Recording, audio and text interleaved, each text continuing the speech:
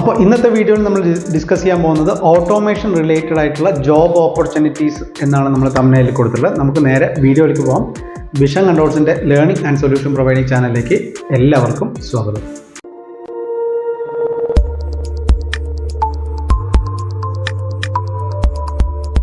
Industrial automation സെഗ്മെൻറ്റിൽ, industrial automation മേഖലയിൽ ധാരാളം ജോബ് ഓപ്പർച്യൂണിറ്റീസ് ഉണ്ട്, പലതരം ജോബ്സ് ഉണ്ട്. അപ്പോൾ നമുക്ക് ഏകദേശം ഒരു 4-5 എണ്ണം ഞാൻ പറയാം. അതിനകത്തൊന്നാണ് ഈ PLC programmer, technician, product manager, project manager, technical sales engineer തുടങ്ങിയിട്ടുള്ള, അതുപോലെ ആപ്ലിക്കേഷൻ എഞ്ചിനീയർ. ഇത്തരം 4-5 കാറ്റഗറി ജോബ്സ് എപ്പോഴും അവൈലബിൾ ആണ്. അതിനകത്ത് ഇന്ന് നമ്മൾ കുറച്ചുകൂടി സ്പെസിഫിക് ആയിട്ട് പറയാൻ പോകുന്നൊരു ഓപ്പർച്യൂണിറ്റിയാണ് ടെക്നിക്കൽ സെയിൽസ് എഞ്ചിനീയർ എന്ന് പറയുന്ന കാറ്റഗറിയിലുള്ളത്.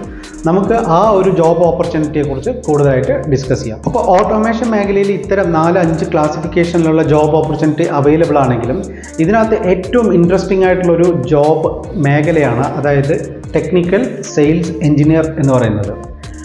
One of the highest paid ജോബാണ് ഈ ടെക്നിക്കൽ സെയിൽസ് എഞ്ചിനീയർ ജോബ് എന്ന് പറയുന്നത്. പക്ഷേ ഈവൻ ദോ ഈ ഓട്ടോമേഷൻ കോഴ്സ് കഴിഞ്ഞിട്ട് വരുന്ന അല്ലെങ്കിൽ എഞ്ചിനീയറിംഗ് ഗ്രാജുവേറ്റ്സ് ആണെങ്കിലും ഡിപ്ലോമ ഗ്രാജുവേറ്റ്സ് ആണെങ്കിലും they are not interested. Sales എന്ന് കേൾക്കുമ്പോഴേ they are not ready to come and join this particular post. എന്തുകൊണ്ടാണ് സെയിൽസിലേക്ക് വരാത്തത്? ഒന്നാമത്തെ കാര്യം, അവർക്ക് ഇതിനെക്കുറിച്ച് അറിയാത്തത് കൊണ്ടാണ്. നിങ്ങൾക്ക് ആദ്യം നമ്മൾ ടെക്നിക്കൽ സെയിൽസ് എഞ്ചിനീയറെ കുറിച്ച്, അല്ലെങ്കിൽ how to become technical sales engineer എന്ന് പറയുന്ന ആ ഒരു ടോപ്പിക്കിനെ കുറിച്ച് പറയുന്നതിന് മുമ്പായിട്ട് എന്താണ് സെയിൽസ് എന്ന് നമ്മൾ ആദ്യം ബേസിക് മനസ്സിലാക്കിയിരിക്കണം. സെയിൽസ് നടക്കാത്തത് എവിടെയാണ്? ഏത് കമ്പനിയിലും ഒരു സെയിൽസ് നടന്നാൽ മാത്രമേ നമുക്കവിടെ ബാക്കിയുള്ള ആൾക്കാർക്കെല്ലാം ഒരു ഓപ്പർച്യൂണിറ്റി ഉണ്ടാവുള്ളൂ. ഫോർ എക്സാമ്പിൾ, ഒരു സെയിൽസ് ഉണ്ടെങ്കിൽ മാത്രമേ അവിടെ ടെക്നീഷ്യന് റോളുള്ളൂ, അല്ലെങ്കിൽ ഒരു പർച്ചേസ് മാനേജറിന് റോളുള്ളൂ, അല്ലെങ്കിൽ മാനേജർക്ക് റോളുള്ളൂ, അല്ലെങ്കിൽ PLC പ്രോഗ്രാമർക്ക് റോളുള്ളൂ. അപ്പോൾ അങ്ങനെ വരുന്ന സമയത്ത് ഹയസ്റ്റ് ഡിമാൻഡുള്ള ഒരു ജോബാണ് ഈ സെയിൽസ് ജോബ് എന്ന് പറയുന്നത്. അൺഫോർച്ചുനേറ്റ്ലി നമുക്ക് എല്ലാ കാറ്റഗറിക്കും ഒരു ഇൻസ്റ്റിറ്റ്യൂട്ട് ഉണ്ട്. ഫോർ എക്സാമ്പിൾ, PLC പ്രോഗ്രാമർ ആണെങ്കിൽ നിങ്ങൾക്ക് പഠിപ്പിക്കാൻ ഇൻസ്റ്റിറ്റ്യൂട്ടുകളുണ്ട്. പക്ഷേ നമുക്ക് വേറെ എല്ലാത്തിനും ഒരു കരിക്കുലം ഉണ്ട്. പക്ഷേ സെയിൽസിന് മാത്രമാണ് കൃത്യമായിട്ടൊരു കരിക്കുലം ഇല്ലാത്തത്. അതുകൊണ്ട് തന്നെ മാർക്കറ്റിൽ ഹ്യൂജ് ഡിമാൻഡാണ് വെൽ പ്രൊഫഷണൽ ആയിട്ടുള്ള സെയിൽസ് എഞ്ചിനീയർക്ക് വേണ്ടിയിട്ട്. അപ്പോൾ അതുകൊണ്ട് തന്നെ നിങ്ങൾക്ക് ഏറ്റവും കൂടുതൽ പെർഫോം ചെയ്യാൻ പറ്റുന്ന ഒരു മേഖലയാണ് ഈ ടെക്നിക്കൽ സെയിൽസ് എഞ്ചിനീയർ എന്ന് പറയുന്ന ജോബ്. പിന്നെ ഒരു കാര്യം സെയിൽസിനെ കുറിച്ച് പറയാനുള്ളത്, നിങ്ങൾക്കറിയാവുന്ന എല്ലാ ടോപ്പ് ലെവൽ മാനേജേഴ്സോ അല്ലെങ്കിൽ ടോപ്പ് ലെവൽ CEOs എടുത്ത് നോക്കുക, they all are started the career in sales. അവരുടെ കരിയർ എല്ലാം സ്റ്റാർട്ട് ചെയ്തിരിക്കുന്നത് സെയിൽസ് നിന്നാണ്. എന്തുകൊണ്ടാണെന്ന് വെച്ച് കഴിഞ്ഞാൽ ബാക്കിയുള്ള ഒരു പ്രൊഫഷണലിലും ഇത്രയും ഒരു ഹ്യൂജ് ആയിട്ട് കരിയർ ഗ്രോത്ത് കിട്ടില്ല. ബാക്കിയുള്ള ടെക്നീഷ്യൻസ് ആണെങ്കിലും അല്ലെങ്കിൽ പ്രോഗ്രാമർ ആണെങ്കിലും they will stick on this same job. Okay, അപ്പോൾ അവർക്ക് ഒരു കാരണവശാലും ഒരു പരിധി കൂടുതൽ ഗ്രോ ആവാൻ പറ്റില്ല. പക്ഷേ സെയിൽസ് ആൻഡ് മാനേജറൽ ജോബ് എന്ന് പറഞ്ഞാൽ അത് കരിയർ ഗ്രോത്ത് ഹ്യൂജ് ആണ്. നമുക്ക് ടോപ്പ് ലെവൽ വരെ എത്താനുള്ള എല്ലാവിധ സാധ്യതകളും അതിനകത്തുണ്ട്. അപ്പോൾ ഈ ടെക്നിക്കൽ സെയിൽസ് എഞ്ചിനീയറിന് വേണ്ട ഗുണങ്ങൾ എന്തൊക്കെയാണ്? How to become technical sales engineer, ഒരു 5 പോയിന്റ് നമുക്ക് പറഞ്ഞിട്ട് ഈ വീഡിയോ അവസാനിപ്പിക്കാം. അപ്പോൾ നമുക്ക് നേരെ 5 പോയിന്റിലോട്ട് പോകാം. ടെക്നിക്കൽ സെയിൽസ് എഞ്ചിനീയർ ആവാൻ സ്റ്റെപ്പ് നമ്പർ 1 നിങ്ങൾ ചെയ്യേണ്ടത് നിങ്ങളുടെ പേഴ്സണാലിറ്റി ചെക്ക് ചെയ്യുക എന്നുള്ളതാണ്. കാരണം എല്ലാ ആൾക്കാർക്കും പറഞ്ഞിട്ടുള്ള ജോബല്ല ഈ സെയിൽസ് ജോബ് എന്ന് പറയുന്നത്. എസ്പെഷ്യലി ടെക്നിക്കൽ സെയിൽസ് എഞ്ചിനീയറിങ്ങും നോർമൽ സെയിൽസും തമ്മിൽ ഒത്തിരി ഡിഫറൻസ് ഉണ്ട്, അതവിടെ നിൽക്കട്ടെ. ബട്ട് ഈവൻ ദോ സെയിൽസ് തന്നെയാണ്, പ്രോഡക്റ്റ് വിൽക്കുക എന്നുള്ളത് തന്നെയാണ്. അപ്പോൾ സെയിൽസിന് അതിൻ്റേതായിട്ടുള്ള ചില പേഴ്സണാലിറ്റി ആവശ്യമുണ്ട്. അപ്പോൾ നിങ്ങൾക്ക് നിങ്ങളുടെ പേഴ്സണാലിറ്റി നിങ്ങൾ തന്നെ ഒബ്സർവ് ചെയ്യുക. നിങ്ങൾക്ക് ട്രാവൽ ചെയ്യാനും സംസാരിക്കാനും ആൾക്കാരുമായിട്ട് ഇൻട്രാക്ട് ചെയ്യാനും പല സ്ഥലങ്ങളിൽ പോകാനും നമുക്ക് ഏത് സമയത്ത് വേണമെങ്കിലും ട്രാവൽ ചെയ്യാനും അത്തരം ഒരു വില്ലിങ്നെസ്സും അത്തരം ഒരു പേഴ്സണാലിറ്റിയും ഉള്ള ആൾക്കാർക്ക് മാത്രമേ സെയിൽസ് ശരിക്ക് വഴങ്ങുള്ളൂ. അപ്പോൾ അത്തരം പേഴ്സണാലിറ്റി ആണോ നിങ്ങൾ സ്വയം ചെക്ക് ചെയ്യുക. Step number 2, assess skills. നിങ്ങളുടെ സ്കില്ല് നിങ്ങൾ ചെക്ക് ചെയ്യുക. അതായത് ചെക്ക് ചെയ്യുക എന്ന് മാത്രമല്ല, നമ്മൾ സ്കില്ല് എപ്പോഴും ഡെവലപ്പ് ചെയ്തുകൊണ്ടേയിരിക്കണം. ഫോർ എക്സാമ്പിൾ, നമ്മൾ ഓൾറെഡി ഒരു എഞ്ചിനീയറിംഗ് പാസ് ഔട്ടോ അല്ലെങ്കിൽ ഡിപ്ലോമ ഹോൾഡറോ ഒക്കെ ആയിരിക്കും. അതായത് we are already a technical person. നമുക്ക് ടെക്നിക്കൽ ഇൻഫർമേഷൻ അല്ലെങ്കിൽ നോളജ് നമുക്കുണ്ട്. സോ സെയിൽസ് എഞ്ചിനീയറിംഗിലേക്ക് നമ്മൾ ഇറങ്ങുമ്പോൾ നമുക്ക് വേണ്ടത് നോൺ ടെക്നിക്കൽ സ്കിൽസ് ആണ്. ഓൾറെഡി നമ്മുടെ അടുത്ത് ടെക്നിക്കൽ ഉണ്ട്. നോൺ ടെക്നിക്കൽ സ്കിൽസ് നിങ്ങൾ വളർത്തിയെടുക്കാൻ താല്പര്യമുള്ള ആൾക്കാരാണെങ്കിൽ മാത്രമേ ഈ ജോബിന് വരാൻ പാടുള്ളൂ. ഫോർ എക്സാമ്പിൾ, നമുക്ക് സെയിൽസ് എന്ന് പറഞ്ഞാൽ തന്നെ നമുക്കറിയാം 80% of people skills and 20% is the technical skills. That means നമുക്ക് 80% നോൺ ടെക്നിക്കൽ സ്കിൽസാണ് സെയിൽസിന് ആവശ്യമുള്ളത്. For example negotiation skills, follow up skill, persuasion skills, communication skill, personality skill, അങ്ങനെ ധാരാളം സ്കിൽസ് നമുക്ക് ആവശ്യമാണ് ഒരു സെയിൽസ് എഞ്ചിനീയറുമായിട്ട് ബന്ധപ്പെട്ട്.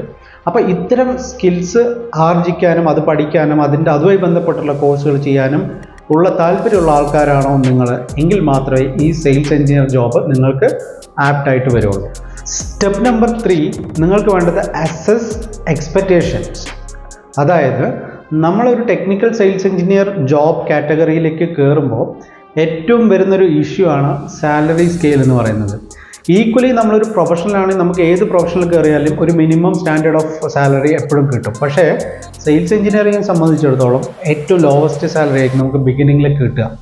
അപ്പോൾ അത് നമ്മൾ കോംപ്രമൈസ് ചെയ്യാൻ തയ്യാറാണെങ്കിൽ മാത്രമേ ഈ ജോബിലേക്ക് നിങ്ങൾക്ക് ഫ്യൂച്ചറിൽ നിങ്ങൾക്ക് ഡെവലപ്പ് ചെയ്തെടുക്കാൻ പറ്റുള്ളൂ. കാരണം സെയിൽസ് എഞ്ചിനീയറിംഗ് എന്ന് പറയുന്നത് ഇറ്റ്സ് എ സ്കില്ലാണ്. സെയിൽസ് എന്ന് പറഞ്ഞാൽ അതൊരു സ്കില്ലാണ്. ലൈക്ക് സ്വിമ്മിങ്, നമ്മളെങ്ങനെയാണ് സ്വിമ്മിങ് ചെയ്യുന്നത്, അല്ലെങ്കിൽ ആദ്യമായിട്ട് നമ്മളെങ്ങനെ ഒരു സൈക്കിൾ ഓടിക്കുന്നത്, സൈക്കിൾ ബാലൻസ് കിട്ടുന്നത്, ഇതുപോലെ ഒരു സ്കില്ലാണ് ഈ സെയിൽസ് എന്ന് പറയുന്നത്. അത് പഠിക്കുന്നത് വരയ്ക്ക് നിങ്ങൾക്ക് തീർച്ചയായിട്ടും സാലറി സ്കെയിൽ വളരെ ലോ തന്നെയായിരിക്കും. പക്ഷേ once you learn the skill, then മറ്റാരേക്കാളും നിങ്ങൾക്കായിരിക്കും ഏറ്റവും കൂടുതൽ സാലറി കിട്ടുക. അതെന്തുകൊണ്ടാണെന്ന് വെച്ചാൽ സെയിൽസ് എഞ്ചിനീയേഴ്സിനെ സംബന്ധിച്ച് മാത്രമേ അവരുടെ ചെക്ക് അവരെഴുതുന്നുള്ളൂ. ബാക്കിയുള്ളവർക്കെല്ലാം ഫിക്സഡ് ആണ്.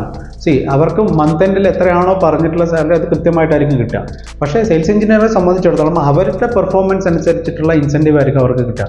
ദാറ്റ് മീൻസ് അവർ എത്ര പെർഫോം ചെയ്യുന്നോ അതാണ് അവരുടെ salary. May be 1 lakh or 2 lakh what ever, അത് അവരാണ് ഫിക്സ് ചെയ്യുന്നത്. അപ്പോൾ അത്തരം ഒരു ഹൈ പെയ്ഡ് സെയിൽസ് മാനായിട്ട് മാറണമെങ്കിൽ നമ്മൾ ആദ്യം കുറച്ച് സഫർ ചെയ്യേണ്ടതായിട്ട് വരും. അപ്പോൾ ഈ സഫറിങ് നമ്മൾ എക്സ്പെക്റ്റ് ചെയ്തിട്ട് വേണം ഇത്തരം ജോബിലേക്ക് വരാൻ. അടുത്ത ഒരു ഇമ്പോർട്ടൻ്റ് ആയിട്ടുള്ള ഒരു സ്റ്റെപ്പാണ് സ്റ്റെപ്പ് നമ്പർ 4, ലേണിംഗ് എന്ന് പറയുന്നത്. നിങ്ങളൊരു സെയിൽസ് എഞ്ചിനീയർ ആകാൻ താല്പര്യമുള്ള ആളാണോ എങ്കിൽ നിങ്ങൾക്ക് ഈ സ്കില്ല് ഇമ്പോർട്ടൻ്റ് ആണ്. ലേണിംഗ് മീൻസ് നിങ്ങൾക്ക് എല്ലാത്തിനെക്കുറിച്ചും പഠിക്കാനുള്ള ഒരു ഈഗർനെസ്, ഒരു ആവേശം നിങ്ങൾക്ക് ഉണ്ടാവണം. എന്താണ്, ഫോർ എക്സാമ്പിൾ നമുക്കിപ്പോൾ പ്രൊഡക്റ്റിനെ കുറിച്ചുള്ള നോളജ് ആയിരിക്കാം, നമ്മളെ സപ്ലയേഴ്സിനെ കുറിച്ചുള്ള നോളജ് ആയിരിക്കാം, അല്ലെങ്കിൽ നമ്മൾ കോമ്പറ്റേറ്ററിനെ കുറിച്ചുള്ള നോളജ് ആയിരിക്കാം, മാർക്കറ്റിൽ മറ്റ് ടെക്നോളജീസ്, മറ്റ് കമ്പനികൾ, അതുപോലെ ഏതൊക്കെ സെഗ്മെൻറ്റിലാണ് നമ്മളെ പ്രൊഡക്റ്റ് പോകുന്നത്, അവിടുത്തെ അപ്ലിക്കേഷൻ എന്താണ്, അങ്ങനെ lot of informations, lot of knowledge നമുക്ക് അക്വയർ ചെയ്യാൻ താല്പര്യമുള്ള ഒരാൾക്കാർക്ക് മാത്രമേ ഈ സെയിൽസ് എഞ്ചിനീയർ ആപ്റ്റായിട്ട് വരുള്ളൂ. അല്ലെങ്കിൽ അവർക്കത് സൂട്ടബിൾ ആവില്ല. കാരണം ഈ സെയിൽസ് ജോബ് എന്ന് പറഞ്ഞാൽ തന്നെ, അല്ലെങ്കിൽ സെയിൽസ് എഞ്ചിനീയറിംഗ് ജോബ് എന്ന് പറഞ്ഞാൽ തന്നെ നമുക്ക് ലൈഫ് ടൈം പഠനമാണ്. ഏതൊരു സെയിൽസ് ജോബിനെ സംബന്ധിച്ചിടത്തോളം പഠനം തന്നെയാണ്. മാർക്കറ്റ് കണ്ടിന്യൂസ് ആയിട്ട് നമ്മൾ ഒബ്സർവ് ചെയ്തുകൊണ്ടിരിക്കണം, നമ്മളെ പ്രോഡക്റ്റിനെ കുറിച്ച് പഠിച്ചുകൊണ്ടിരിക്കണം, കോമ്പറ്റേറ്ററിൻ്റെ പ്രോഡക്റ്റിനെ കുറിച്ച് പഠിച്ചുകൊണ്ടിരിക്കണം, അല്ലെങ്കിൽ നമുക്കുള്ള പുതിയ ആപ്ലിക്കേഷൻസ്, പുതിയ കാര്യങ്ങൾ പഠിച്ചുകൊണ്ടിരിക്കണം. എങ്ങനെയാണ് നമുക്ക് കസ്റ്റമർക്ക് കൊടുക്കാൻ പറ്റുക, കസ്റ്റമർക്ക് എങ്ങനെ കൂടുതൽ വാല്യൂ അഡീഷൻ കൊടുക്കാൻ പറ്റും, ഇത്തരം കാര്യങ്ങളെല്ലാം ചിന്തിച്ചുകൊണ്ടിരിക്കണം, പഠിച്ചുകൊണ്ടിരിക്കണം. അത്തരം ഒരു താല്പര്യമുള്ള ആൾക്കാർക്ക് മാത്രമേ ഈ ജോബ് സൂട്ടബിൾ ആവുകയുള്ളൂ. അപ്പോൾ ഇതാണ് 4ാമത്തെ പോയിന്റ്. അപ്പോൾ ഒരു ടെക്നിക്കൽ സെയിൽസ് എഞ്ചിനീയർ ആവാൻ വേണ്ട അവസാനത്തെ പോയിന്റ്, 5ാമത്തെ പോയിന്റിലേക്ക് കിടക്കാം. Step number 5, ഹസിൽ. നമ്മൾ ഈ ജോബിലേക്ക് ഇറങ്ങിയാൽ തന്നെ sales engineering, technical sales engineer എന്ന് വേണ്ട, സെയിൽസിലേക്ക് ഇറങ്ങിയാൽ തന്നെ ഹസിലാണ്. ദാറ്റ് മീൻസ് നമുക്ക് ഒരുപാട് തവണ നോ കേൾക്കേണ്ടി വരും. ഇഷ്ടം പോലെ സമയത്ത് നമുക്ക് നോ കേൾക്കേണ്ടി വരും. കസ്റ്റമറുടെ കയ്യിൽ നിന്ന് ചിലപ്പോൾ നമുക്ക് മോശമായിട്ടുള്ള വാക്കുകൾ കേൾക്കേണ്ടി വരും, അല്ലെങ്കിൽ നമുക്ക് അവസാന നിമിഷമായിരിക്കും ചിലപ്പോൾ ഒരു ഓർഡർ മിസ്സാവുന്നത്. ആ സമയത്ത് നമുക്ക് ഫ്രസ്ട്രേഷൻ ആവും, അല്ലെങ്കിൽ നമുക്ക് ഹ്യൂജ് എക്സ്പെക്റ്റേഷൻ വരും, അത് നമുക്ക് കിട്ടില്ല. ചിലപ്പോൾ നമുക്ക് ചില മാസങ്ങളിൽ ചിലപ്പോൾ ഇൻകം നമുക്ക് ലോ ആയിരിക്കും. അങ്ങനെ പല പ്രോബ്ലംസ് നമ്മൾ കടന്നു പോകേണ്ടതായിട്ട് വരും. പക്ഷേ ഇതെല്ലാം കടന്നു പോകുമ്പോൾ തന്നെ നിങ്ങളുടെ പേഴ്സണാലിറ്റിയും നമുക്കുള്ള കോൺഫിഡൻസ് ലെവലും നമുക്ക് കൂടിക്കൊണ്ടിരിക്കുന്നുണ്ടാവും. അതൊരു സൈഡിൽ, അത് ഇൻടാഞ്ചിബിൾ സ്കില്ലാണ് ഇതിൻ്റെ കൂടെ വരുന്നത്. അപ്പോൾ നമ്മൾ ഇത്തരം പ്രോബ്ലംസ് നോ കേൾക്കാനും പ്രോബ്ലത്തിനെ ഓവർകം ചെയ്യാനും അത്തരം ഒരു ഗട്ട്സും അത്തരം ഒരു സെൽഫ് മോട്ടിവേറ്റഡ് ആയിട്ടുള്ള ആൾക്കാർക്ക് മാത്രമേ ഈ ജോബ് സെറ്റ് ആവുള്ളൂ. അല്ലാത്ത ആൾക്കാർക്ക് ഇതൊരിക്കലും വർക്കൗട്ട് ആവില്ല. അതുകൊണ്ട് നിങ്ങളൊരു ടെക്നിക്കൽ സെയിൽസ് എഞ്ചിനീയർ ആവാൻ ആഗ്രഹിക്കുന്ന ആളാണെങ്കിൽ തീർച്ചയായിട്ടും നിങ്ങൾ നോ കേൾക്കാൻ തയ്യാറായിട്ട് വേണം ഈ ജോബിന് വരാൻ. കാരണം നമ്മൾ ഏറ്റവും കൂടുതൽ കേൾക്കുന്നത് നോ എന്നുള്ള വേർഡാണ്. അപ്പോൾ അത് എങ്ങനെ നമ്മൾ ഓവർകം ചെയ്യും എന്നുള്ളതാണ് ഇതിനകത്തുള്ള ചലഞ്ച് എന്ന് പറയുന്നത്. നോ മാത്രമല്ല പലതരത്തിലുള്ള ചലഞ്ചിങ് ഉണ്ടാവും. നമ്മൾ ട്രാവൽ ചെയ്യേണ്ടത് വരും, ഫോൺ കോൾ അറ്റൻഡ് ചെയ്യേണ്ടി വരും. ഇപ്പം നാളെ ഫോർ എക്സാമ്പിൾ നെക്സ്റ്റ് ഡേ ഒരു സൈറ്റിലോട്ട് നമുക്കൊരു മീറ്റിംഗ് ഉണ്ടെങ്കിൽ we have to go and meet the customer. ഇതാണ് ചലഞ്ച്. മറ്റൊരു ജോബാണെങ്കിൽ നമ്മൾ 9:30 വരുന്നു, 5:30 നമ്മൾ തിരിച്ച് വീട്ടിലോട്ട് പോകുന്നു.